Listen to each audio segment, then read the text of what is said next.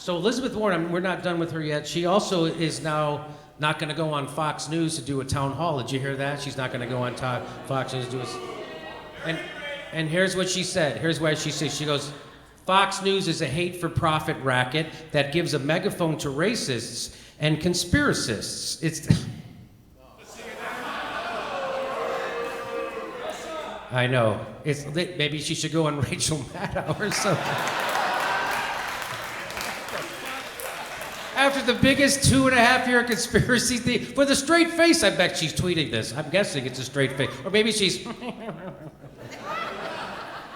She goes, Fox News is designed to turn us against each other. No, that's what the Democratic Party primary is for. It's designed to turn us against each other, risking life and death consequences to provide cover for the corruption that's rotting our government and hollowing out our middle class. Remember when Fox News provided cover for the war machine corruption when they fired Phil Donahue? You remember when they did that? Oh no, that was MSNBC that did that. But wait a minute, Jimmy. Donna Brazile, she worked at Fox News when she gave Hillary the questions ahead of the debate. Oh, no, that was CNN. Fuck, I got that one wrong. I'm sorry. I'm sorry. Did that for. I get them mixed up. Oh, you remember when Fox News fired Ed Schultz when he wanted to cover Bernie Sanders? Oh, no, that was fucking MSNBC that did that. That's so weird. It's like Elizabeth Warren gets her music... Jimmy Dore.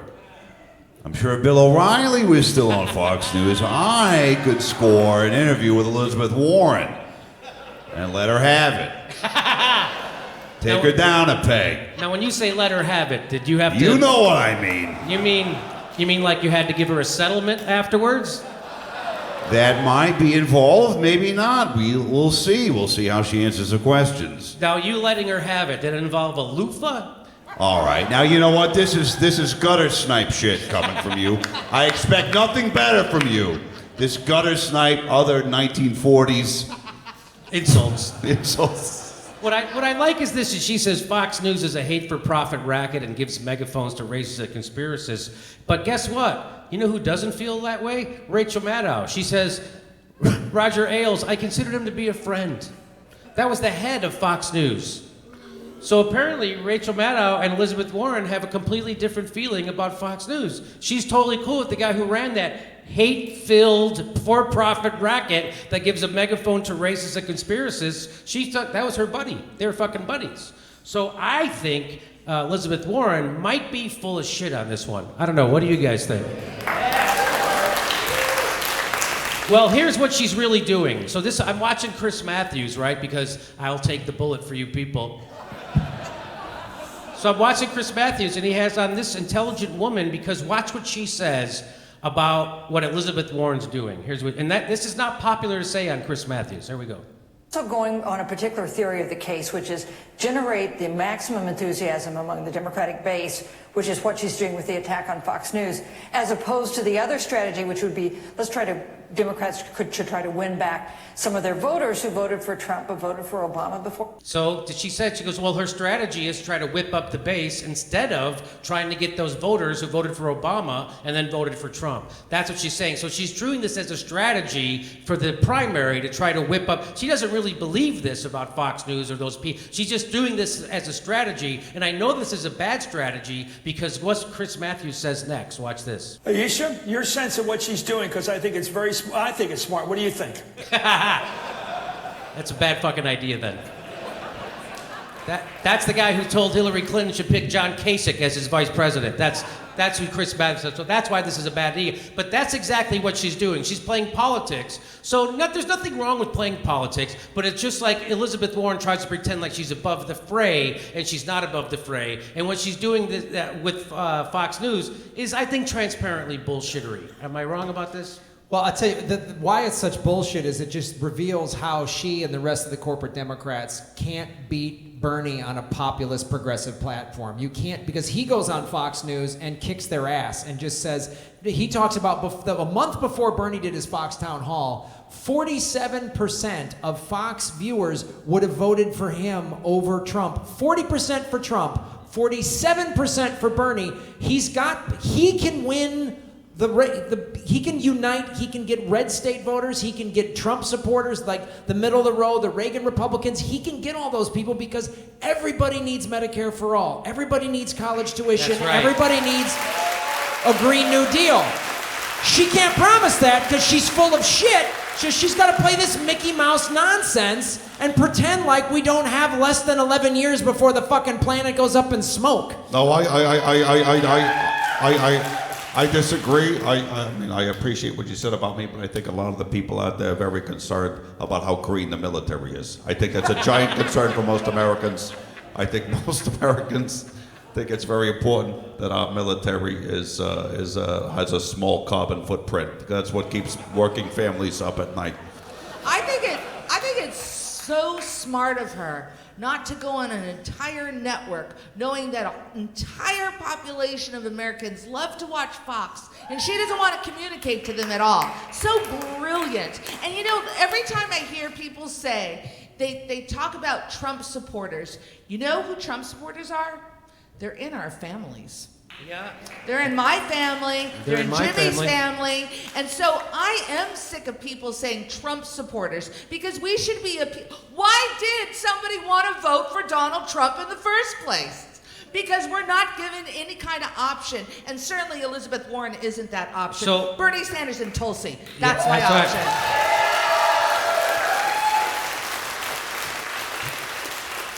Hey, at least you didn't call them deplorables. Right? Hey, I'm looking to be president. I'm going to boycott the most watched news network. You think that'll help? And besides, she goes like this. She goes, I don't want to go on that program because it's hate for profit. She loves to tout. She loves being a capitalist.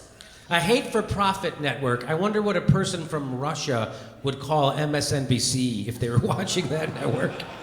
A conspiracy network that Rachel Maddow does segments against, talking about how crazy Russia's invading and getting inside your kids' chocolate milk, and they're literally sponsored by Boeing.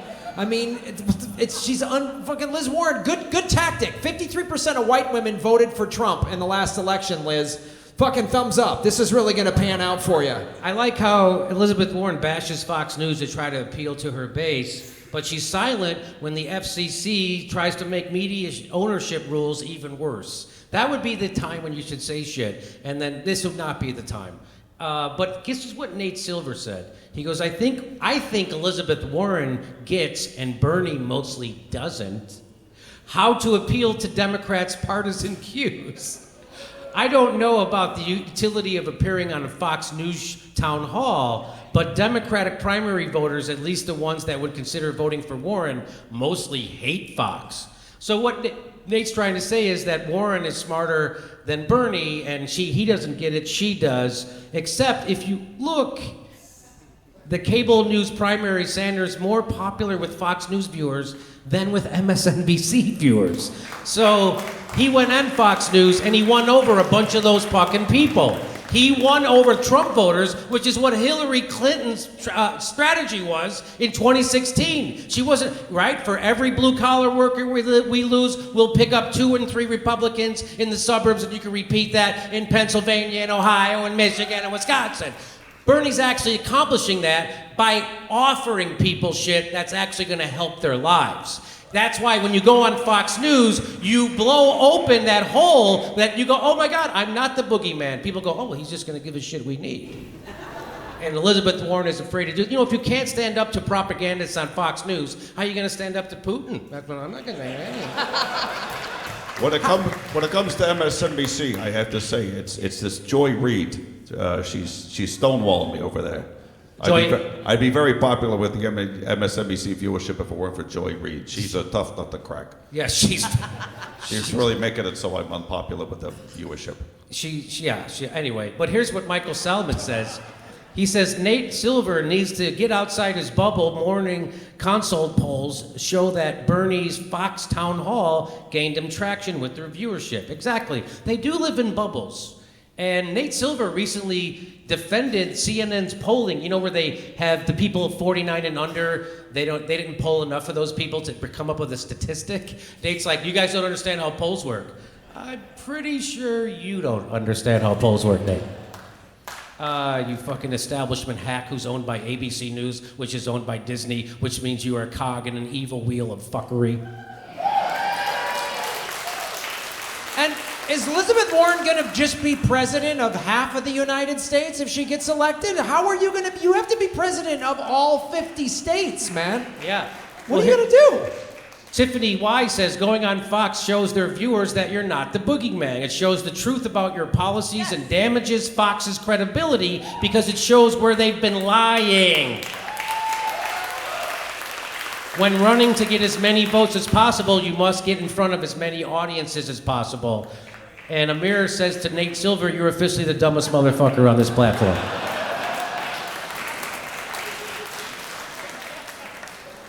And here was what Tulsi said in response to that. She says, I'll sit down with anyone, anywhere, to help address the threats and challenges facing our nation today,